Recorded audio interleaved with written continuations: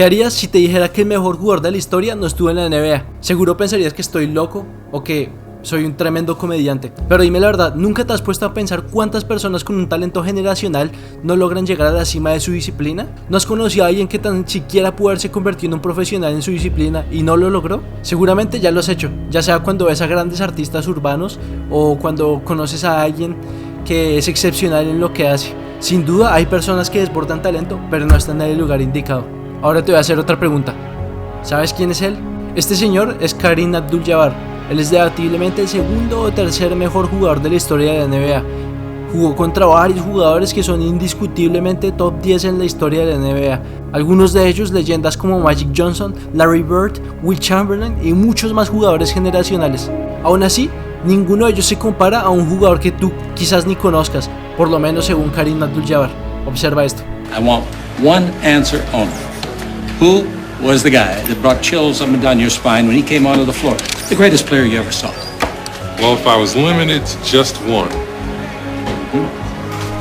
geez, that would have to be the GOAT. Pero si él era tan bueno, ¿por qué nunca llegó a la NBA? Bueno, es una larga historia y para contarla tenemos que ir a Harlem, New York en 1944. Aquí fue donde creció el protagonista de nuestro video de hoy, Earl the GOAT Manigault. Desafortunadamente, como todo joven negro en Estados Unidos a mediados del siglo pasado, Earl fue víctima de la segregación y un gran síntoma de esta segregación fue Harlem. Este icónico barrio sufrió un gran deterioro después de la Segunda Guerra Mundial. La migración de residentes negros de clase media a barrios más ricos alteró el equilibrio de clases. Muchos de los negocios que quedaban eran propiedad de blancos que vivían fuera de la zona y las figuras influyentes de Harlem se habían marchado en gran medida. Sin embargo, para los que quedaron, la sensación de impotencia creció debido a la pobreza y al deterioro de las condiciones de vida. La calidad de la vivienda seguía siendo un problema grave y los alquileres aumentaban a pesar del empeoramiento de las condiciones. Los desahucios aumentaron, contribuyendo a la falta de vivienda. La adicción a la heroína y la delincuencia callejera aumentaron, provocando un declive espiritual y físico en la década de 1950. Muchos residentes dependían de la asistencia social, anhelando una oportunidad de recuperar el control sobre su comunidad. Bajo este entorno, Earl encontró un abrigo en el baloncesto. Se enamoró tanto de este deporte que dedicaba la mayoría de su tiempo a practicar y mejorar sus habilidades con unos promedios por partido de 24 puntos y 11 rebotes. Manigault fue la estrella del Benjamin Franklin High School, una potencia de baloncesto en la Public School Athletic League. A finales de la década de 1950, Manigault batió el récord de anotación en un partido de la escuela secundaria de Nueva York con 57 puntos. Se dice que de hecho en high school fue donde se ganó su apodo debido a que un coach le decía por confusión Manigault, pero hay otros que afirman que se le dice así por el acrónimo ampliamente conocido hoy en día, Greatest of All Time, o Mejor de todos los tiempos en español.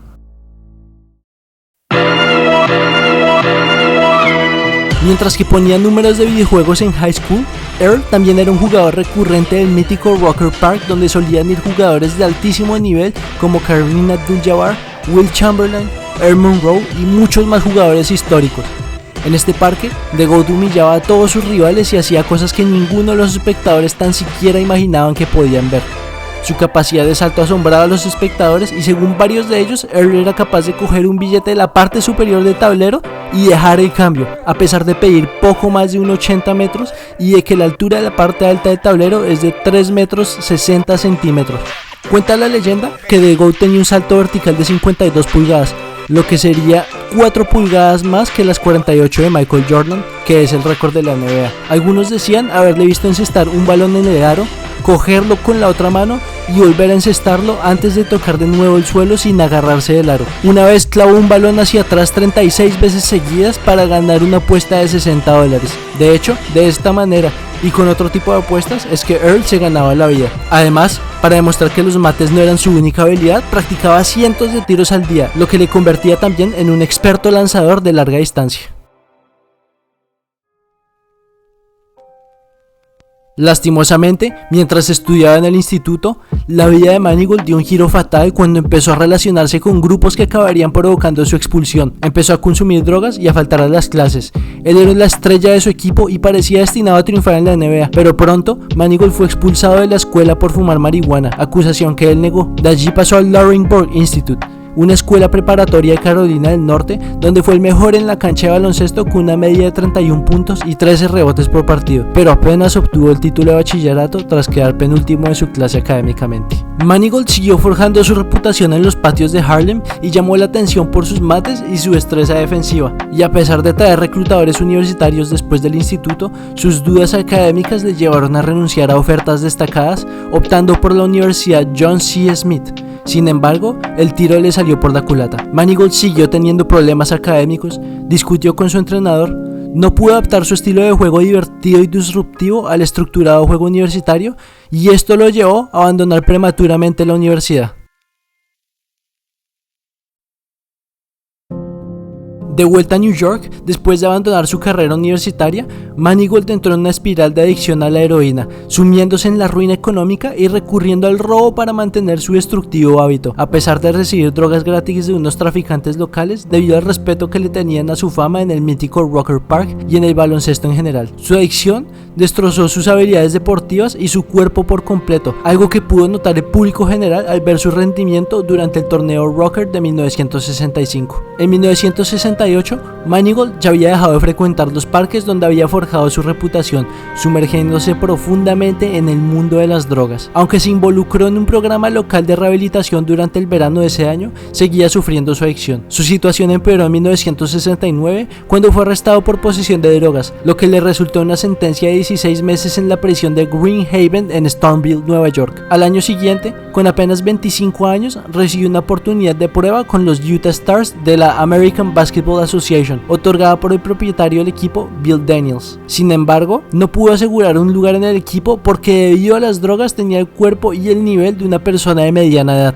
Durante un tiempo en la década de 1970, Manigault afirmó estar limpio de drogas y en 1977 puso en marcha una competición de baloncesto llamada The GOAT Tournament. Este torneo se jugaría en la calle 98 y la avenida Amsterdam de Harlem. La financiación inicial del torneo corría a cargo de los capos de la droga locales que anteriormente le habían suministrado heroína. Justo cuando el torneo estaba a punto de empezar, Manigault y sus cómplices fueron detenidos en el Bronx por el intento de robo de $6 millones, lo que le envió a prisión otros 2 años en la casa de detención del Bronx y en la prisión estatal de Ossining, Nueva York. Al salir de su segunda condena, Manigault huyó de Nueva York con sus 2 hijos y se trasladó a Charleston. No quería que mis hijos fueran más junkies que yo, declaró al New York Times. Una vez trasladado, se las arregló para ganarse la vida pintando casas, cortando el césped y trabajando para el departamento de ocio local. Manigault acabó dejando su adicción y regresó a Harlem como un activista comunitario para ayudar a alejar de las drogas a los jóvenes de su zona. Empezó a trabajar en un centro de recreación y asesoramiento para adolescentes. Además, se convirtió en entrenador no oficial del Instituto Watley, lo que culminó este año con el campeonato de la ciudad. Puso en marcha el torneo de baloncesto Walk Away from Drugs para ayudar a los jóvenes a centrarse en el baloncesto y no en las drogas. Además, Manigault volvió a organizar el The GOAT Tournament, en el que participaron jugadores de la NBA, entre ellos Bernard King. Aún así, el problema de Manigault con las drogas empezó a pasarle factura, causándole problemas cardíacos que le afectarían el resto de su vida. En 1987, Manigault se sometió a 2 operaciones para corregir problemas en 2 válvulas del corazón, lo que mermó gravemente su resistencia para los partidos de baloncesto que jugaba a menudo. Además, Earl estuvo esperando durante varios años un trasplante de corazón. Sin embargo, los médicos concluyeron que él era un mal candidato para el trasplante, ya que su cuerpo estaba destruido y posiblemente no sería capaz de sobrevivir la operación, y aun si lo hiciera, probablemente no podría vivir varios años más. En 1996 fue estrenada Rebound, la película que dramatiza la historia y vida de Earl the GOAT Manigault. Es una película que les recomiendo mucho.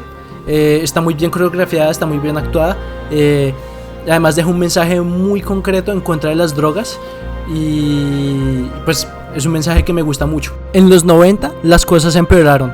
Earl ya estaba muy demacrado y había muy poco que se podía hacer para mejorar su estado. Manigault murió de insuficiencia cardíaca congestiva en 1998 en el Hospital Bellevue de Nueva York, a los 53 años. Manigault ingresó en el hospital 2 semanas antes de su muerte por complicaciones cardíacas. En una entrevista, un año antes de su muerte, Manigault dijo: "Necesito un trasplante de corazón. Todos mis médicos me dicen que mi corazón está muy débil y todo se atribuye a las drogas". Earl murió muy joven y dejó atrás una esposa, 2 hijos y muchísimas personas que lo respetan como jugador y como activista. Puede que Earl haya tocado fondo, pero nunca se rindió. Resurgió de las cenizas de sus desgracias y se dedicó a ayudar a los niños del centro de la ciudad a permanecer en la escuela y alejarse de las drogas. Earl murió como el héroe que alguna vez fue. Earl Manigault fue un prodigio del baloncesto, pudo haber sido uno de los grandes de la NBA, pero las tentaciones y desafíos de su entorno lo llevaron por un camino oscuro hacia la adicción y la tragedia. La moraleja aquí es clara: el talento por sí solo no es suficiente para alcanzar el éxito. Se necesita determinación, disciplina y sobre todo buenas decisiones.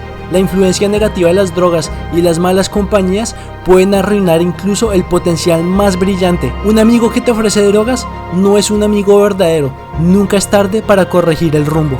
La historia de Earl the Good Manigault nos recuerda que nuestro destino está en nuestras manos, pero que también nuestras elecciones pueden tener consecuencias irreversibles. Esto fue algo que Earl entendió muy tarde, pero que trató de hacer entender a los miles de jóvenes que él educó. Es crucial aprender de estas historias para no cometer los mismos errores y buscar el camino hacia una vida mejor y más saludable. Nunca es tarde para hacer las cosas bien y buscar ayuda cuando la necesitamos. Muchas gracias por apoyarme en este video, amigos. Si les gustó, por favor denle like, comenten y suscríbanse. Si quieren alguna historia en específico, pónganla en la caja de comentarios y yo los estaré leyendo.